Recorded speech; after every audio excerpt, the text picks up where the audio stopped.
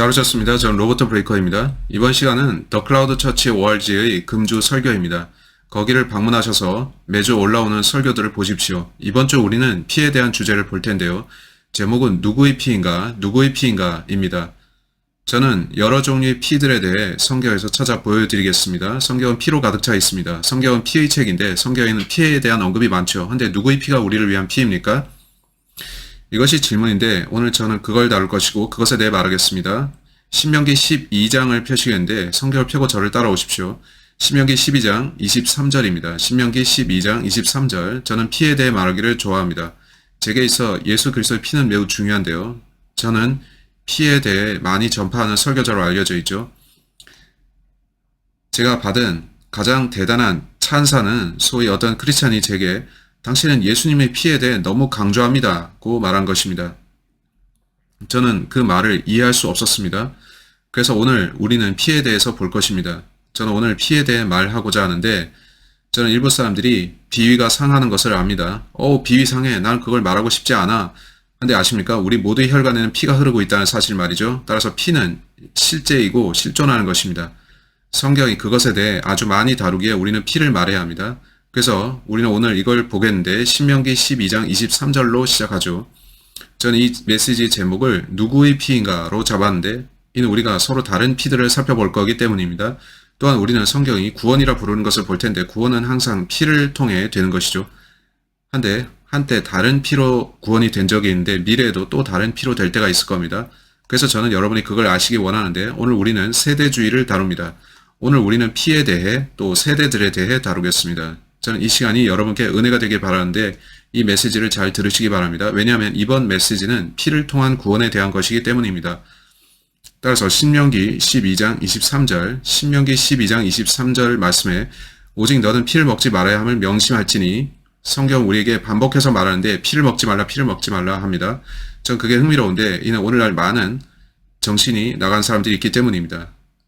그들은 죽음에 몰입해 있는데 헐리우드는 온통 뱀파이어, 늑대인간, 살인, 좀비들을 다루고 있죠. 성경은 죽음을 사랑하는 자들을 경계하라고 말합니다. 저는 그것이 흥미롭습니다. 자, 피가 뭔가요? 피는 생명입니다. 23절에 어떻게 말씀하는지 보세요. 오직 너는 피를 먹지 말아야 함을 명심할지니 뱀파이어들과 악한 자들이 뭘 하죠? 그들은 피를 가져다가 마십니다. 피를 먹는데 그건 메스껍죠. 오직 너는 피를 먹지 말아야 함을 명심할지니 이는 피가 생명임이라. 내가 생명을 고기와 함께 먹어서는 안 되느니라. 따라서 성경에 따르면 피는 생명에 상응합니다. 여러분이 살아가기 위해서 혈관 안에 피가 흘러야 합니다. 지금 이 방송을 보는 여러분은 살아있는데 여러분에겐 피가 있고 심장이 피를 보내주기 때문에 생명이 존재합니다. 피를 제거한다면 여러분의 생명은 종말을 맞을 겁니다. 피가 빠져나가면 피가 부족한 여러분은 죽습니다. 따라서 성경은 피를 생명과 동일시합니다. 이제 피가 뭔가요? 붉은색 액체죠. 우리가 피를 생각할 때, 제가 피를 생각할 때는 주로 예수님이 십자가에서 흘리신 피를 떠올리는데 그가 갈보리에서 피를 흘리셨을 때를 저는 생각합니다. 저는 하나님 자신이신 예수 그리스도의 피를 떠올리죠. 근데 우리 모두도 피를 갖고 있습니다. 여러분이 뭔가 재미난 걸 하고 싶다면 제가 카메라 앞에서 뭔가를 해보겠는데 플래시를 비추면 플래시로 손을 비춰보면 지금은 잘 안 보이는데 여기 조명이 밝아서 그렇죠. 근데 여러분은 이렇게 빛을 비춰보면 몸 안에서 붉은 것이 보이는데 이게 제 몸 안의 피입니다. 우리 모두는 피를 갖고 있고 피는 그래서 중요합니다. 피가 없이는 생명이 없기 때문입니다. 이제 우리들 크리스찬들 중에 다수는 낙태를 반대하고 수많은 크리스찬들이 낙태는 나쁜 일이라고 생각합니다. 남자와 여자가 함께해서 생명을 만드는데 그들은 아기를 낳죠. 태어나기 전에도 아기가 맞습니다. 과학자들에 따르면 첫 번째로 일어나는 일이 이겁니다. 작은 배아가 수정되고 수정이 되면 그 다음 첫 단계로 일어나는 것이 작은 붉은 점이 배아 가운데 생기는 것입니다. 그것은 그 아기가 생명임을 뜻합니다. 그래서 많은 크리스찬들이 우리는 낙태에 반대한다. 우리는 낙태가 잘못되었다 생각하고 낙태가 생명을 빼앗는 것이라 본다고 말합니다. 그건 말이 되는데 여러분이 성경을 믿는다면 성경은 피가 생명이라 말하기 때문이죠. 그러면 피가 뭘까요? 피는 붉은 액체인데 그게 어디서 왔습니까? 여기에 두 이론이 있습니다. 창세기 2장으로 갑시다. 우리는 피가 어디서 왔는지부터를 시작할 것인데 되게 흥미로운 게 뭔지 아십니까? 요즘에 많은 사람들이 저는 하나님이나 성경을 믿지 않습니다 라고 하는데 오케이, 당신은 자신이 원하는 뭐든지 믿을 수 있죠. 하지만 여러분은 하나님이 실제하심을 믿어야 합니다. 저는 그분을 알고 매일 그분께 고합니다. 근데 그들은 저는 진화를 믿습니다 하고 여러분은 오케이, 그러니까 당신은 수백만 년 이전에를 믿는다는 건데 당신이 믿는 그것은 구식과학입니다. 과학은 관찰이기 때문입니다. 오케이? 우리가 어떻게 수백만 년 전의 것을 관찰할 수 있을까요? 그럴 수 없죠. 오케이? 그래도 그들은 수백만 년이라 하는데 보세요. 이제 수십억 년입니다. 그들은 수조 년을 주장할 수도 있는데 제 말은 계속 숫자가 바뀐다는 거죠. 그럼에도 그들은 저는 수백만 년 전에 라면서 빅뱅이 일어났고 우리가 태어났다고 말합니다. 그러면 여러분은 이렇게 대답할 수 있죠. 당신은 아무것도 없는 데서 폭발이 일어났다고요? 그래서 세상이 생겼다고요? 어떻게 없는 것이 터질 수가 있나요? 당신은 자기가 무슨 말을 하는지도 압니까? 그럼에도 그들은 주장합니다. 많은 사람들이 우리는 하나님 믿지 않는다. 성경도 믿지 않는다. 우리는 진화를 믿는다고 합니다. 그럼 제가 질문을 하겠습니다. 피가 어디서 왔습니까? 진화론에 따르면 여러분은 처음에 아메바였는데 그 다음에 물고기가 됐고 그 다음에 닭이 되고 원숭이 또 인간이 된 겁니다. 물고기, 닭, 인간은 모두 피를 가졌는데 아메바는 피가 없습니다. 그 다음에 어떻게 아메바가 피를 가진 생명으로 바뀌었나요? 피는 어디서 왔습니까? 진화론은 피가 어디서 왔는지에 대해서 어떤 답도 줄 수 없습니다. 그건 놀라운데요. 그래서 우리는 피를 가졌는데 헤이, 진화론을 믿는 과학자님들 피가 어디서 왔는지 알려주세요. 모르겠습니다. 저는 압니다. 성경에 나와 있기 때문에 피가 어디서 왔는지 압니다.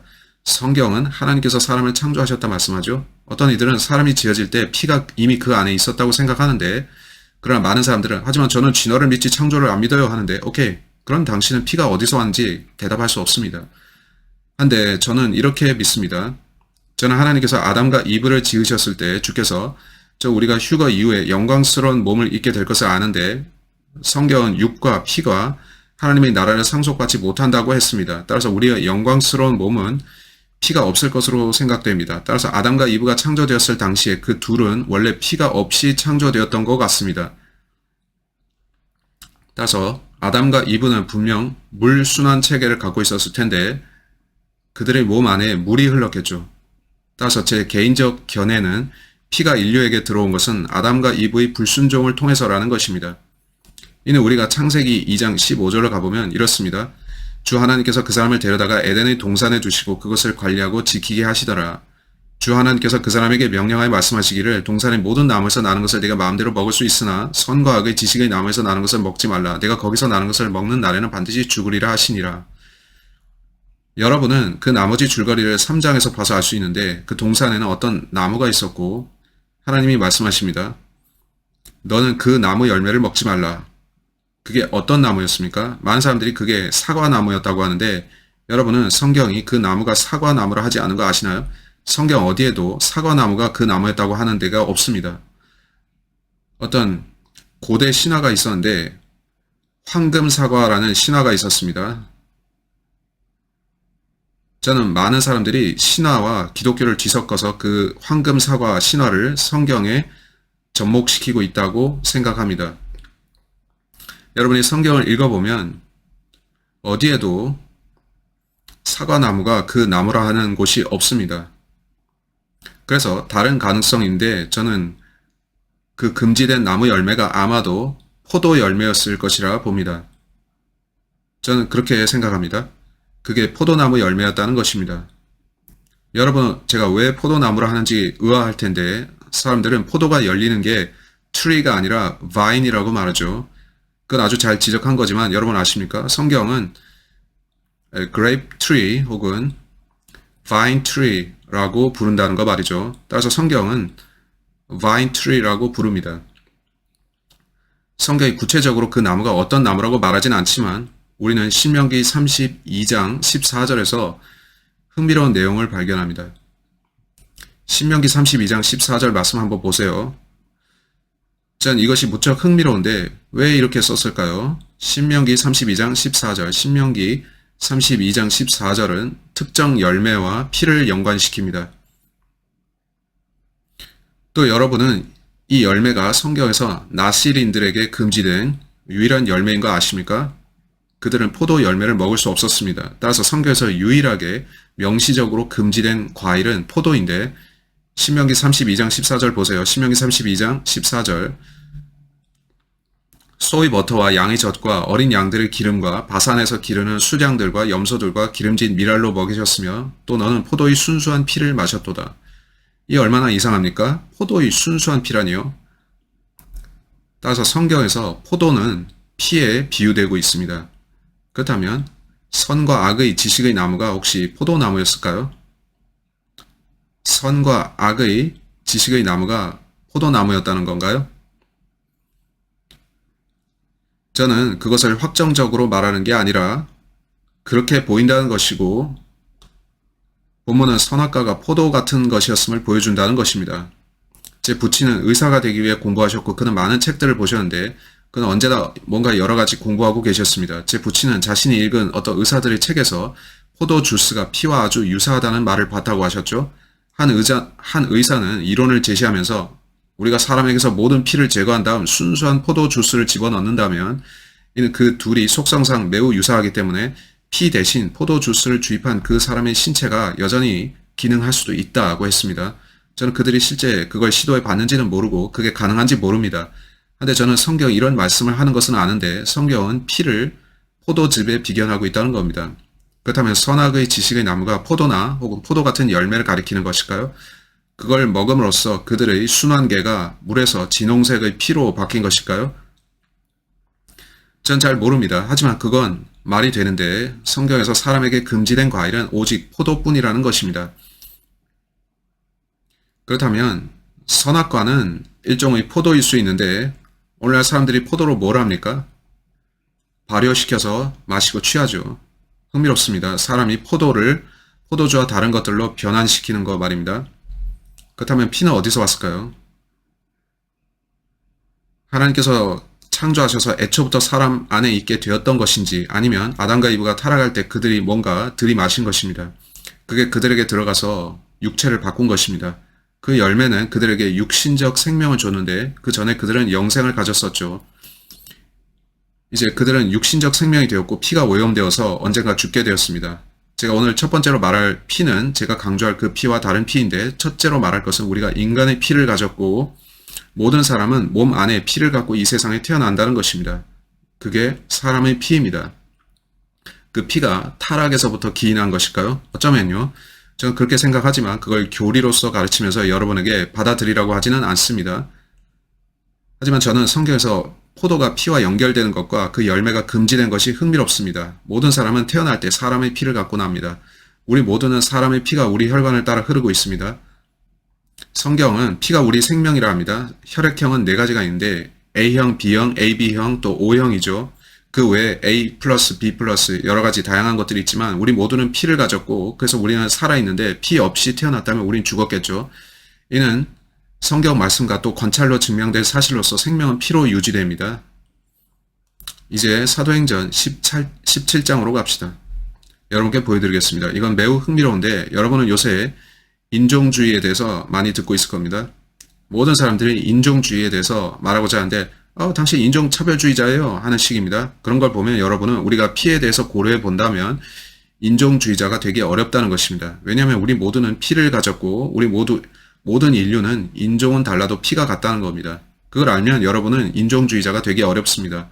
사람들이 우리는 모두 같은 피를 가졌다라고 하고 생각한다면요. 사도행전 17장 26절에 어떻게 말씀하나요? 사도행전 17장 26절 또 하나님께서는 인류의 모든 족속을 한 피로 만드시어 온 지면에 살게 하시고 미리 계획하신 시기와 그들이 거주하는 경계를 정하셨으니 우리 인류는 피부 색깔과 상관없이 같은 피를 가졌습니다. 인류는 그러한 공통점이 있는데 여러분은 아빠 엄마로부터 태어날 때 아담과 이브에서부터 시작해서 우리 모두는 몸 안에 피를 갖고 태어납니다. 따라서 우리는 한 피를 가졌다는 점에서 하나입니다. 따라서 우리는 실질적으로 피부 색깔로 인해서 누구를 증오할 필요가 없는 것입니다. 우리 모두가 한 피를 타고 났으니까요. 이제 우리들은 혈액형이 서로 다른데요. 여러분이 O형이라면 혈액을 도움이 필요한 모든 사람에게 줄 수 있죠. 여러분의 피부색과 인종과는 상관없이 4가지 주요 혈액형이 존재합니다. 제 혈액형이 뭐였는지 잘 모르겠는데요. B 플러스나 그런 것, 그 어떤 혈액형의 피도 받아들일 수 있는 그런 타입이죠. 제 부친은 O형이었던 걸 기억합니다. 그는 전체에게 기증이 가능한 타입이었죠. 이제 혈액형 타입은 여러 개지만 인류는 한 가지이고 모든 인류는 피를 가졌습니다. 따라서 성경에 따르면 우리 모두는 한 피를 가졌습니다. 그런 의미에서 우리 모두는 비슷한 처지인데 한 배를 탔죠. 우리 모두가 인류라는 걸 생각해야 합니다. 우리는 피부색 때문에 서로 미워할 이유가 없습니다. 피는 우리 안에 있고 여러분 외면의 피부색은 사실 문제가 되지 않습니다. 진짜 문제는 당신이 구원받았는가 그것입니다. 그래서 우리는 사람의 피를 가졌고 우리는 피가 어디서 왔는지를 봤습니다. 여러분이 성경을 읽다 보면 발견하는 사실이 하나님께서 죄들을 용서받는 길을 제시하셨다는 것입니다. 성경에 나오는 첫 번째 죄가 무엇인가요? 첫 번째 죄는 아담과 이브가 금지된 나무의 열매를 먹고 하나님께 불순종한 것입니다. 따라서 그 사건이 피의 기원이라고 하면 말이 되죠. 피는 죄와 관계가 된다는 말이니까요. 즉 피는 죄와 뭔가 관련이 있습니다. 첫 번째 범죄가 피를 생성시켰을까요? 성경에서는 사람이 죄를 지을 때 하나님께서 죄값으로 피를 요구하십니다. 우린 사람이 첫 번째로 죄 지었을 때에도 그걸 봅니다. 아담과 이브가 죄를 짓자 창세기 3장 21절에서 어떻게 됩니까? 하나님께서 그들에게 짐승 가죽으로 가죽 옷을 지어 입히십니다. 이제 하나님께서 뭘 하신 건가요? 그는 어떤 희생을 치르셨습니다. 하나님께서는 뭔가를 희생시키셨는데 아담과 이브의 죄 때문에 짐승의 피를 흘리신 거죠. 그리고 그들의 아들 카인과 아벨이 하나님께 나와왔는데 그들이 하나님께 뭘 바쳤는지 보세요.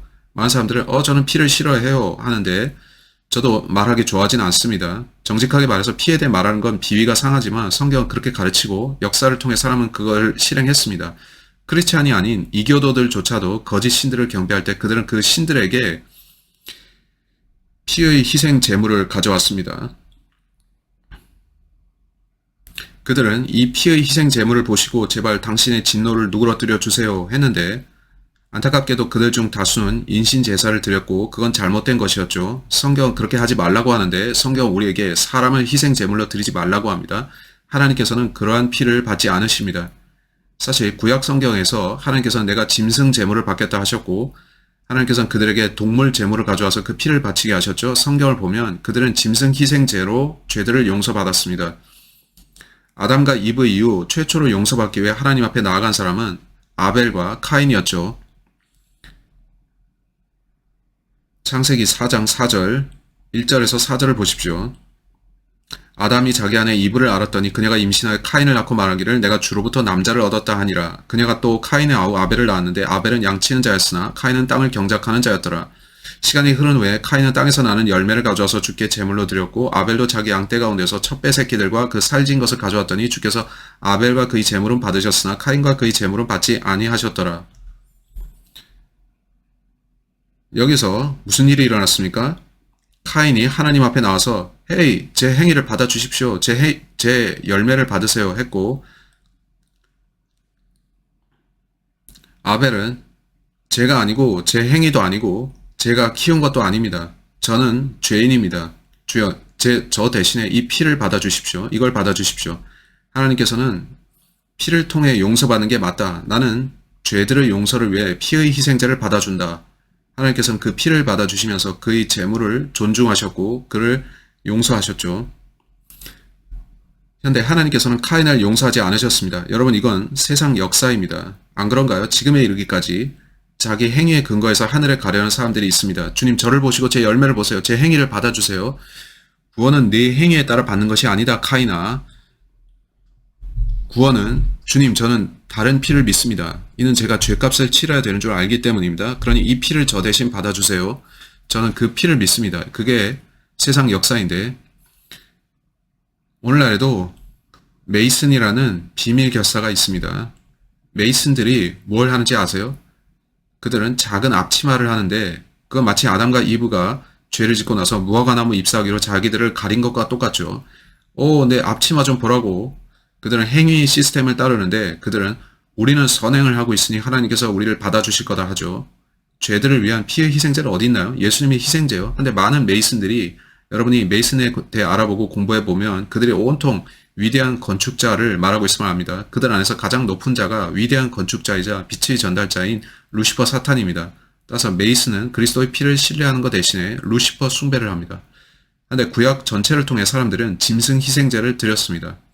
그리고 우리는 이스라엘의 구약 율법을 보는데 율법하에서 하나님께서는 너희가 죄를 지으면 피의 희생제를 드리거라 하셨죠. 짐승의 피를 흘리는 희생제를 드려야 된다고 하신 겁니다. 그래야 율법하에서 그들의 죄가 용서될 수가 있었던 것입니다. 따라서 우리는 하나님께서 아담과 이브가 죄를 지었을 때 그들에게 짐승 가죽옷을 지어 입히신 것을 보는데 그는 피를 흘리셨습니다. 우리는 카인과 아벨을 보는데 아벨은 하나님께서 시키신 대로 용서를 위해 피의 희생 제물을 가져왔고 율법 또한 항상 짐승의 피를 요구했습니다. 이에 대한 몇몇 구절을 소개하면서 제 설명을 이어가겠습니다. 레위기 17장 11절 보세요. 레위기 17장 11절 성경에 어떻게 말씀하나요? 이는 육체의 생명이 피에 있음이라 내가 그것을 너희에게 주어 제단 위에서 너희 혼들을 속죄케 하였나니 이는 혼을 속죄케 하는 것이 피이기 때문이라. 성경은 속죄라는 말을 사용하는데 속죄가 뭔가요? 속죄는 기본적으로 용서입니다. 하나님께 나아가서 주님 저는 당신과 함께 하고 싶고 그게 at one의 뜻이죠. 저는 당신과 함께 하고자 하는데 우리 사이에 방해물이 없기를 원합니다. 제가 어떤 악한 죄를 지음으로써 주님이 화내지 않으시길 원합니다. 그래서 저는 당신의 진노를 누그러뜨릴 것을 갖고 왔습니다. 이 피의 희생 제물을 저 대신에 받으시고 저를 용서해 주십시오. 그 이유는 모르겠지만 성경의 가르침은 그렇습니다. 성경 전체에 걸쳐서 죄들의 용서를 위해 피의 희생제가 드려집니다. 당시에는 짐승 희생제였던 것이고요. 대부분의 경우에 어린 양을 드렸는데 황소나 염소를 가져올 때도 있었고 정 가난한 사람은 산비둘기도 가져왔습니다. 근데 레위기 4장 27절에서 30절 또 34에서 35절을 보세요. 전 여러분이 구약 율법을 보시길 원합니다. 짐승 희생제의 피를 통해 죄 용서가 되었던 것 말이죠. 레위기 4장 27절 만일 일반 백성 중 어떤 사람이 무지하여 마땅히 해서는 안 되는 일에 관한 주의 명령들 가운데 어떤 것을 조금이라도 거역함으로써 범죄하여 죄가 되거나 그가 지은 자기 죄를 깨닫게 되면 그는 자기가 지은 죄를 위하여 흠 없는 암 염소 새끼를 제물로 가져와서 자 이제 29절 보세요. 속죄 제물의 머리에 안수하고 번제물의 장소에서 속죄 제물을 잡을 것이요 그는 자기 손을 짐승에게 얹고 죽이라는 겁니다. 그럼 피가 쏟아져 나오겠죠? 30절 제사장은 손가락으로 그 제물의 피를 찍어 번제단의 뿔에 바르고 그 모든 피를 제단 밑에 쏟을 것이며 자 이제 31절에서 그 끝부분을 보세요. 제사장이 그를 위하여 속죄하리니 그는 용서함을 받으리라. 흥미롭죠? 이제 34절 보세요. 제사장은 자기 손가락으로 그 속죄 제물의 피를 찍어 번제단의 뿔에 바르고 그 모든 피를 제단 밑에 쏟을지니라. 그는 또 화목제의 희생 제물에서 어린 양의 기름을 중간에 건너뛰고 제사장이 그가 범한 그의 죄를 위하여 속죄하리니 그가 용서함을 받으리라. 따라서 구약의 용서함은 이것에 근거합니다. 동물 제사의 피 말이죠. 많은 사람들은 그건 역겨워요. 끔찍하고 소름 끼쳐요. 하는데 그들은 기독교를 공격하죠. 그들은 이스라엘과 유대인도 공격하는데 이것은 유대인의 법이니까요. 그들은 이 잔인한 유대인들이 항상 짐승들을 죽였다고 하는데 저는 웃으면서 당신들은 역사를 모르는군요 합니다. 이교도들은 인간의 피로 희생제를 드렸습니다. 그들은 사람을 죽였습니다. 그들이 이스라엘에 대해서 그들은 끔찍하다. 그들은 짐승을 학살했다고 비난한다며 우리는 No, 나머지 인류는 더 끔찍합니다. 그들은 거짓 신들과 그 우상들을 섬기면서 많은 경우에 아기들을 가져다가 인간 아기들을 그들의 신들에게 제물로 바쳤습니다. 그건 매우 역겹지 않나요? 해야겠죠? 오케이? 여러분을 비난하는 그들에게 반박하고자 한다면 그들을 공격하려면 헤이 그들은 나빴어. 그들은 사람을 죽였다니까 해야 됩니다. 오케이? 짐승을 가져와서 여러분의 죄 대신 희생제로 드리는 것은 성경적으로 나쁜 게 아닙니다. 그것이 용서함을 얻을 유일한 방법이란 말이죠. 히브리서 9장 22절 피 흘림이 없이는 죄사함이 없느니라. 따라서 하나님께서 오셔서 죽으시기 이전에 짐승 제사를 먼저 주신 이유는 피의 희생제를 통해 그들이 죄 용서를 받아야 했기 때문입니다. 그랬습니다. 저는 그런 방식을 좋아하지 않고 그게 훌륭하다고 보지는 않지만 제가 말할 수 있는 것은 제가 저 구약 율법 하에 있지 않아서 감사하다는 말뿐입니다. 전 그러고 싶지는 않으니까요. 그건 끔찍하다고 생각하는데 그러나 제가 그때 살았다면 그걸 해야 했을 겁니다. 그래야 제 죄들이 용서되었을 거니까요. 아멘. 따라서 그건 피였습니다. 그 귀중한 피. 당시에는 짐승의 귀한 피였는데 제가 귀중한이라고 하는 것은 사람들이 이것이 내가 용서받는 길이다고 알았던 게 그 피이기 때문이죠. 저는 그들이 그 피를 신뢰했으리라 확신하는데 그들이 제사장이 그 피를 드리는 걸 보면서 오케이, 이제 내가 내 죄를 용서받았네 했겠죠. 이게 오늘날 우리 구원인가요? 아니죠. 오늘날은 다릅니다. 오늘날은 다른 건데 아십니까? 저것은 구약이었습니다. 우리는 오늘날 구약하에 있지 않고 신약하에 있습니다. 신약은 유언자의 죽음으로 시작되는데 예수께서 죽으셨을 때 뭔가 새로운 게 시작되었죠. 뭐가 시작되었나요? 다른 피에 의한 구원이 시작된 것입니다. 이제는 더 이상 동물의 피를 드리는 것이 아닙니다.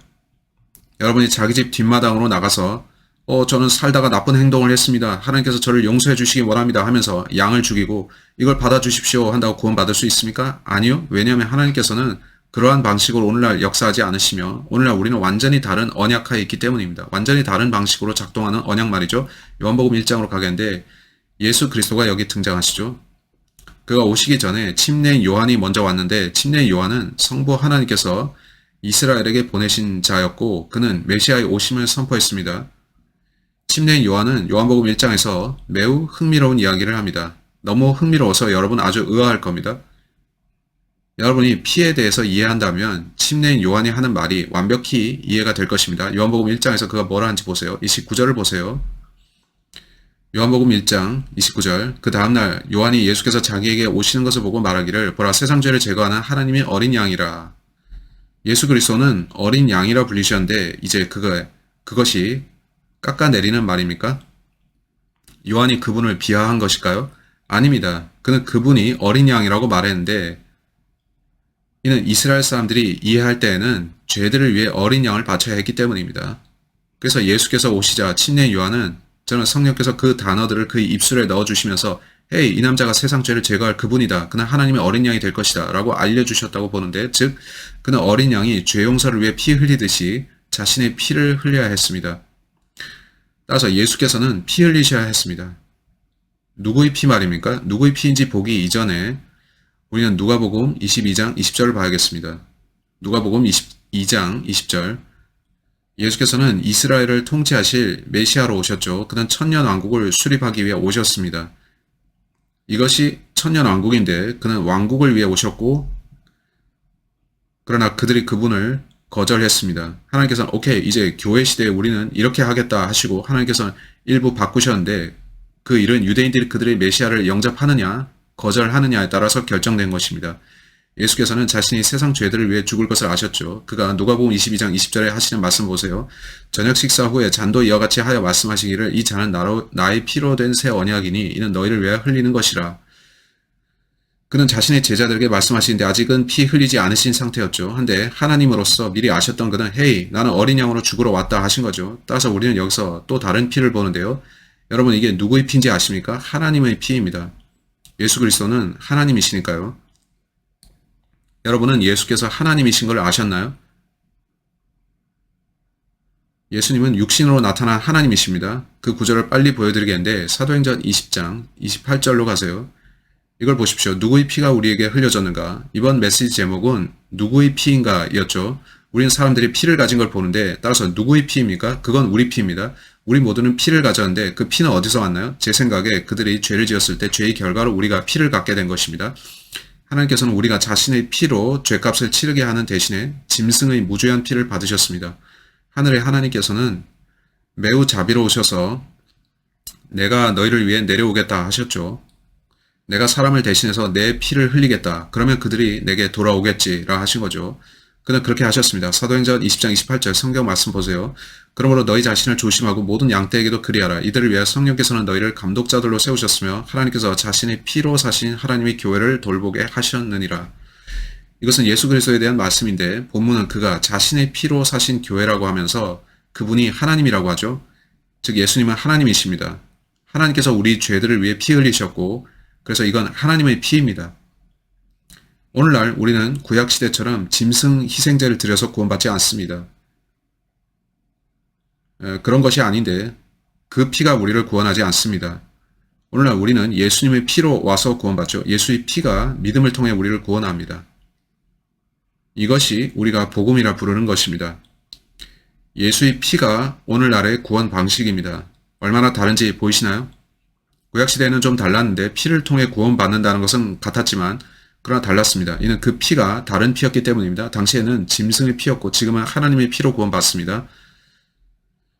따라서 오늘날 우리는 주님의 피로 구원받죠. 복음은 고린도전서 15장 1절로 4절에 나오는데 매우 흥미로운 방식으로 기술되어 있죠. 본문은 그리스도께서 어떻게 우리 죄들을 위해 죽으셨는가 말합니다. 본문은 그냥 예수께서 우리 죄들을 위해 죽으시고 오라 하지 않고 그가 우리 죄들을 위해 어떻게 how 죽으셨는가를 말합니다. 그 어떻게 죽었나요? 피 흘려 죽으셨죠. 피 흘림이 없이는 죄들의 용서함이 없는 겁니다. 죄들을 용서받기 위해서는 피 흘림이 있어야 합니다. 예수께서 오시기 전부터 성경 전체가 가르친 게 이겁니다. 인류 역사 4,000년 동안 사람들은 내가 죄를 지으면 용서받기 위해서 제물의 피를 흘려야 된다고 알고 있었죠. 참 하나님을 믿는 사람들은 짐승의 피를 가져왔고 거짓 신을 믿는 이교도들은 역시 피의 희생자를 드렸지만 그들은 거짓 신들에게 바쳤고 그 신들은 실제 마귀들이었습니다. 이는 바울이 성경에서 말하길 너희가 우상에게 제사 드리면 그건 마귀들에게 드리는 것이다 하기 때문입니다. 그래서 당시 이교도들은 우상을 경배했는데 그들은 피의 희생제물을 가져왔지만 또 인간의 피를 가져오기도 했었습니다. 사실은 마귀들인 그들의 거짓 신들을 기쁘게 하기 위해서 말이죠.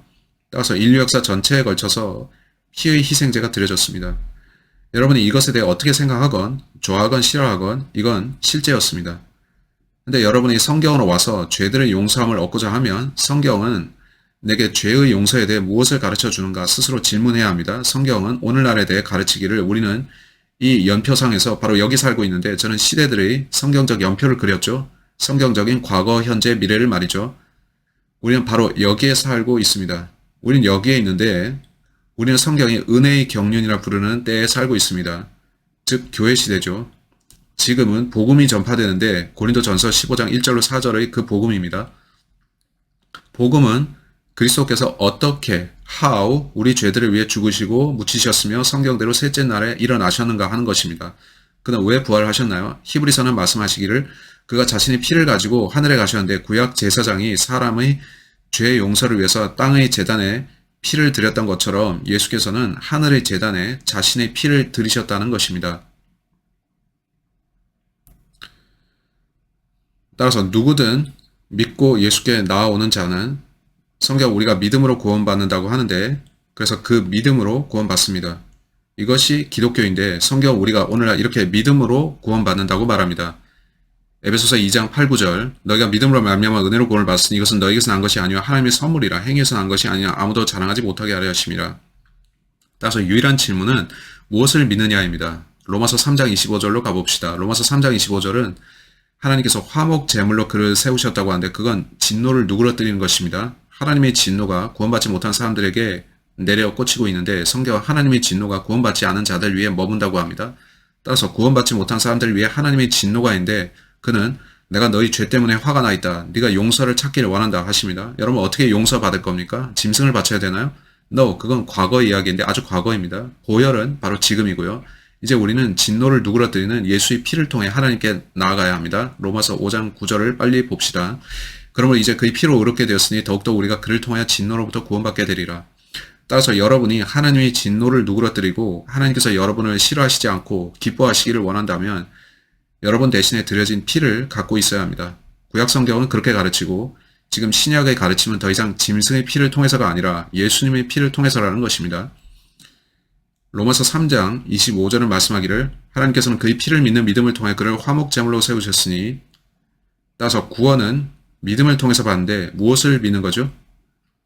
그의 피, 예수님의 피를 믿는 거죠. 따라서 여러분이 믿는다면 trust는 believe인데 trusting은 faith입니다.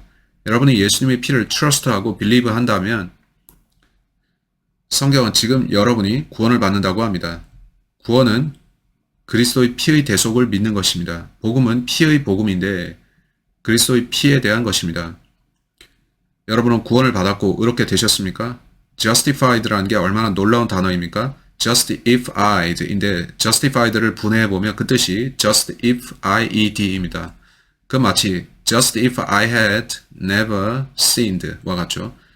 그게 justifying의 뜻입니다. 용서는 여러분이 죄들을 용서받는 것인데 하나님께서 여러분을 보시면서 이제 너는 의롭다, 용서받아, 너는 이제 죄를 짓지 않은, 마치 전혀 죄를 짓지 않은 것과 같다고 하시는 겁니다. 따라서 용서는 예수 그리스도의 피를 통해 받는데 그 구절을 성경에서 보여달라 하시면 있습니다. 에베소서 1장 7절로 가보시죠. 오늘날의 신약 성경은 온통 예수의 피와 그 피를 통한 용서를 다룹니다. 에베소서 1장 7절.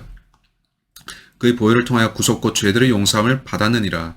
구속은 값주고 샀다 혹은 되샀다는 뜻입니다. 그 사랑하신 이 안에서 우리가 그의 은혜의 풍성함을 따라 그의 보혈을 통하여 구속 곧 죄들의 용서함을 받았느니라. 따라서 누구의 피입니까? 이것이 오늘의 저희 주제입니다. 우리 모두는 사람이고 우리는 피를 가졌습니다. 한데 우리는 이쪽 경륜에 속했고 저쪽 경륜이 아닙니다. 우리가 지금 경륜이 아닌 이전 경륜에 속했다면 죄를 용서받기 위해서 제사장과 제물이 필요했을 겁니다. 우리 모두는 농부가 되어야 했을 거고 양을 키워야겠죠. 황소와 염소도 키워야 했을 거고 그 짐승들을 우리 죄들을 위해 제물로 바쳐야 했을 겁니다. 하나님께 감사하게도 우리는 저쪽이 아닌 여기에 속해 있습니다. 오늘날 우리를 구원하는 피가 누구의 피입니까? 예수 그리스도의 피입니다. 여러분은 그분의 피를 믿어야 합니다.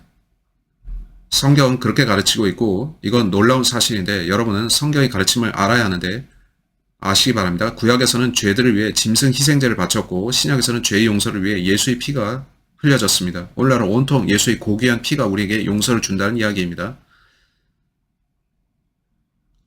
여러분은 지금도 세상에 유대인이라는 사람들이 살고 있는 거 아십니까? 그들은 자기들의 성전을 재건하고자 하는데 이는 그들이 구약으로 돌이켜서 짐승 제사를 다시 드리고자 함입니다.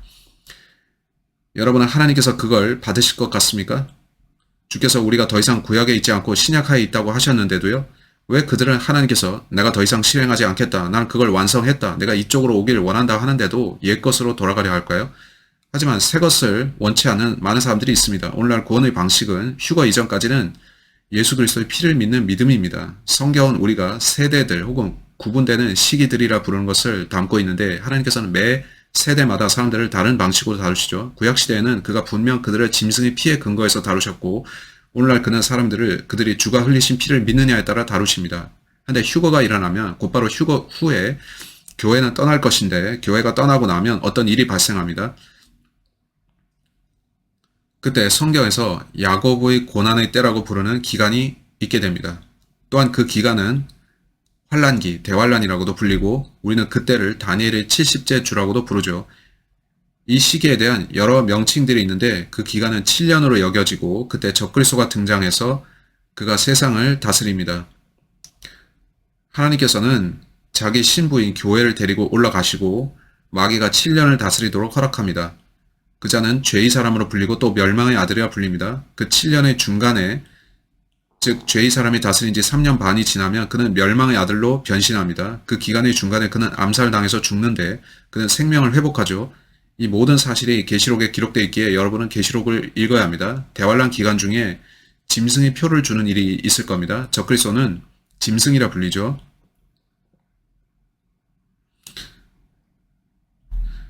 저는 그 사실이 무척 흥미로운데 이는 그가 잔인한 짐승이기 때문이죠. 짐승들은 여러분을 개의치 않습니다. 안 그런가요? 적그리스도는 당신을 돌봐주지 않습니다. 그는 당신에게 가축과 같이 표를 찍을 겁니다. 그렇게 적그리스도가 무대 위로 등장하고 그는 모든 사람들에게 너희 모두는 이 표를 받아야 된다. 이 표를 받지 않으면 너희는 죽는다 할 겁니다. 적그리스도는 폭력적인데 여러분은 폭력배를 좋아하시나요? 저는 아닌데 그는 조폭과 같이 사람들에게 그의 표를 받으라고 위협할 겁니다. 요한계시록 13장으로 가봅시다. 그는 사람들을 크게 위협할 텐데 그는 너희는 반드시 이걸 해야 된다. 억지로라도 내 표를 너에게 줄 것이다 할 겁니다. 여러분이 No, 저는 자유가 있어요. 또 권리가 있어요. 당신이 제 의사에 반해서 뭐 하라고 할 수 없습니다 하면 그는 닥쳐라. 너는 따라야 되고 네가 따르지 않으면 죽을 거다 할 겁니다. 적그리스도가 얼마나 폭력적이고 비열합니까? 근데 그는 온 세상을 위협해서 따르게 할 것이고 온 세상 사람에게 너희는 내 표를 받아야 된다 할 겁니다. 그걸 성경에서 읽어봅시다. 요한계시록 13장 16절로 18절 어떻게 말씀하나요? 그가 모든 자, 즉 작은 자나 큰 자, 부자나 가난한 자, 자유자나 종이나 그들의 오른손이나 이마에 표를 받게 하고 그 표나 그 짐승의 이름이나 그 이름의 숫자를 지닌 사람을 제외하고는 아무도 사거나 팔 수 없게 하더라. 따라서 짐승의 표는 세 파트로 되어 있죠. 지혜가 여기에 있으니 지각이 있는 자는 그 짐승의 숫자를 헤아려 보라. 그것은 한 사람의 숫자이니 그의 숫자는 666이니라. score는 20, 20인데 따라서 3 score는 60입니다. 그의 숫자는 666입니다. 따라서 적그리스도는 사나운 자인데 그는 내 표를 받지 않은 자들은 사거나 팔 수 없다. 그들은 식당에 갈 수도 없고 마트에 갈 수도 없다.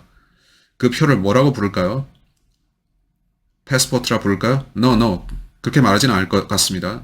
너희가 내 표를 받지 않으면 여러분에게 그때 선택권이 있을까요? 네, 여러분이 휴가를 놓치면 이때 살아야 되는데 이 불량한 자가 여러분에게 선택하라고 압박할 겁니다.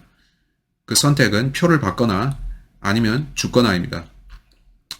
어떤 사람들은 죽기를 선택할 것이고 그들은 아십니까? 나는 난폭한 당신을 싫어하는데 당신 말을 듣기보단 죽겠습니다 할 테고 그들은 자기들 말대로 할 겁니다. 왜 그들은 그렇게 할까요? 왜 어떤 이들이 No, 나는 표를 거부하겠어 할까요? 성경이 표를 받은 자들에게 어떤 일이 일어나는지 말씀한 걸 보세요. 짐승의 표를 받는 것은 그 자체로서 사형 선고입니다. 요한계시록 14장 9절로 10절, 요한계시록 14장 9절.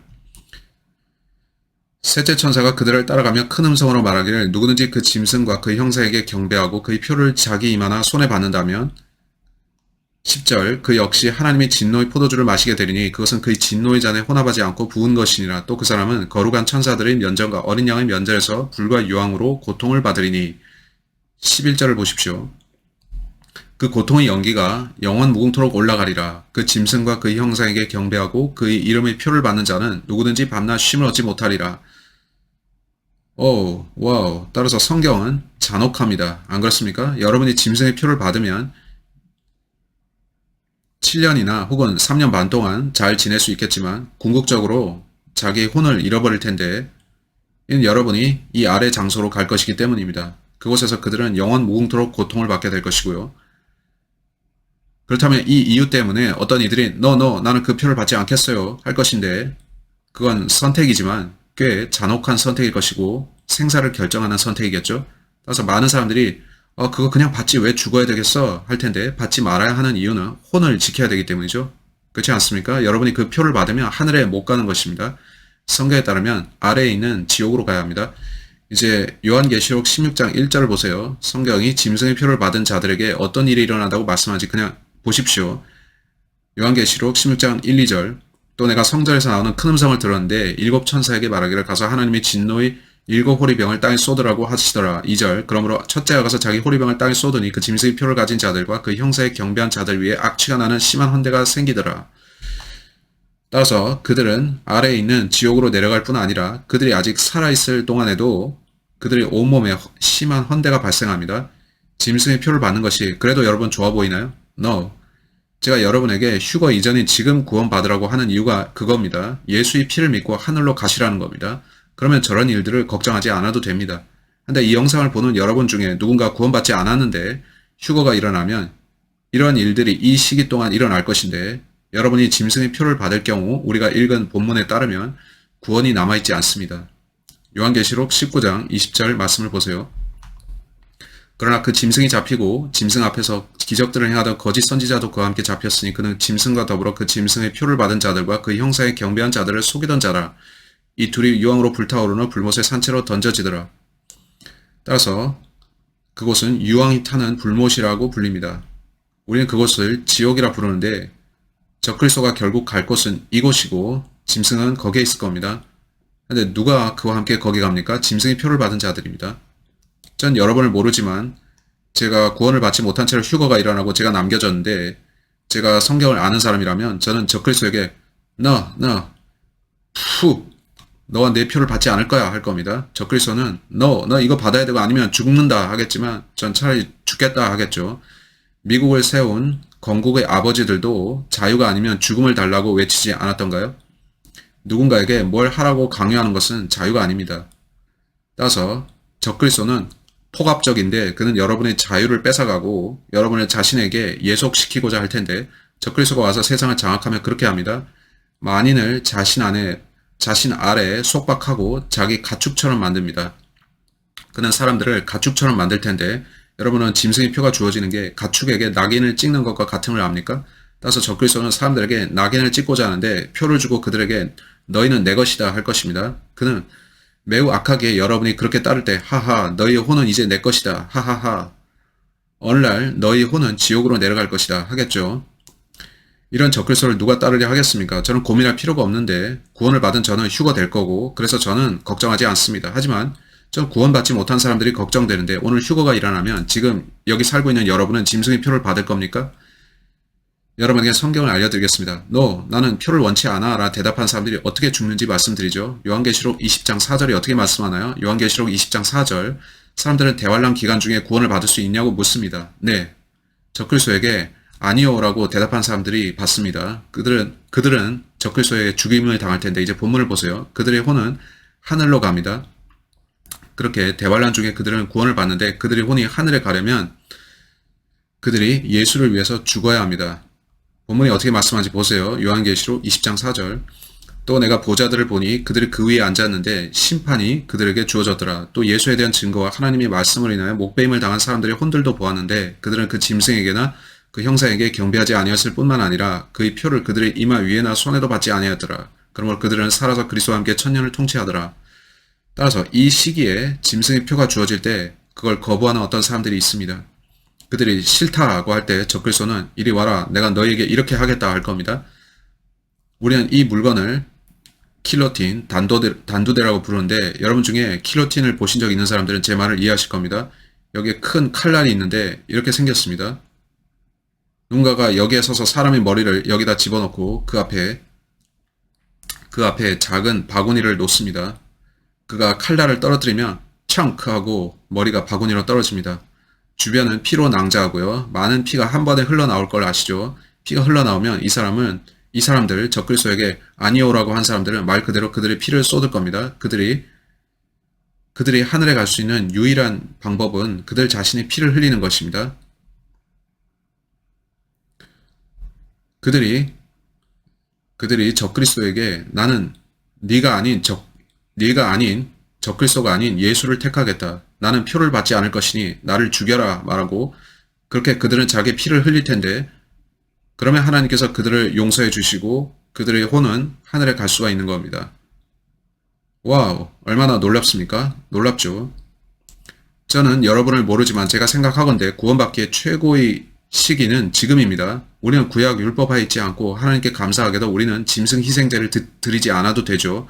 또 하나님께 감사하게도 우리는 아직 대환란에 있지 않은데 그때는 예수님을 위해서 목배임을 당해야 합니다. 우리는 여기 교회 시대에 있고 하나님께서는 봐라 너희가 내가 흘린 피를 믿기만 하면 하늘에 갈 수 있다 하십니다. 따라서 여러분이 지금 구원을 받지 못해 휴거를 놓친다면 전 여러분이 지금 구원 받으시기를 바라는데 여러분이 예수께 나와서 예수님 전 죄인입니다. 저는 당신의 피를 믿고 죄들을 맡깁니다. 저는 피의 대속 그 흘려진 피를 통해서만 용서가 있음을 압니다. 이제 예수님 당신이 치르신 피의 대속을 저는 받아들입니다. 저는 당신의 피를 믿습니다. 그렇게 하면 여러분은 구원을 받고 휴거 때 하늘로 갑니다. 그건 대단한 거죠. 저는 그런 것을 보고 싶은데 전 사람들이 구원받는 것을 보고 싶습니다. 여러분이 보혈을 신뢰하지 않는 사람 중 하나로 있다가 휴거를 놓쳤는데 그래도 여전히 하늘에 가고 싶다면 예수를 위해 죽을 각오를 해야 합니다. 예수께서는 여러분을 위해서 죽고 피 흘리셨는데 만일 여러분이 그분의 흘리신 피를 믿지 않았고 그래서 휴거를 놓쳤다면 그러한 여러분은 이렇게 말해야 합니다. 예수님, 저는 당신을 이제 사랑하고 당신을 위해서 제 피를 흘리겠습니다. 저는 당신을 사랑하기에 당신 때문에 제가 죽겠습니다. 하고 예수 때문에 자신이 피를 흘려야 합니다. 얼마나 서로 다릅니까? 아십니까? 많은 사람들이 구원은 모든 시대에 걸쳐서 똑같다고 하는데 저는 머리를 감싸고서 아니야. 심지어 같은 피도 아니라고 합니다. 여러분이 여러 경륜들의 구원에 대해 살펴보면 여러 피들이 있고 그걸 보는 여러분은 성경에 따르면 시대들마다 다르구나 하게 되죠. 구약은 짐승의 피였고 신약은 예수의 피이며 하나님께 감사하게도 지금이 가장 좋은 때이죠. 왜냐하면 구원이 믿음을 통해서 거저 주어지는 선물이라 그렇죠. 근데 여러분이 휴거를 놓치고 대환란에 들어가면 선택이 남습니다.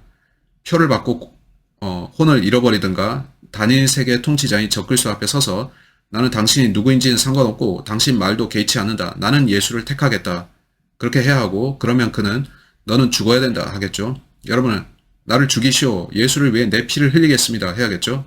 그렇게 하면 그 혼이 하늘에 갑니다. 이는 여러분이 예수 그리스도를 위해 자기 피를 흘리기로 했기 때문입니다. 구원 받으셨습니까?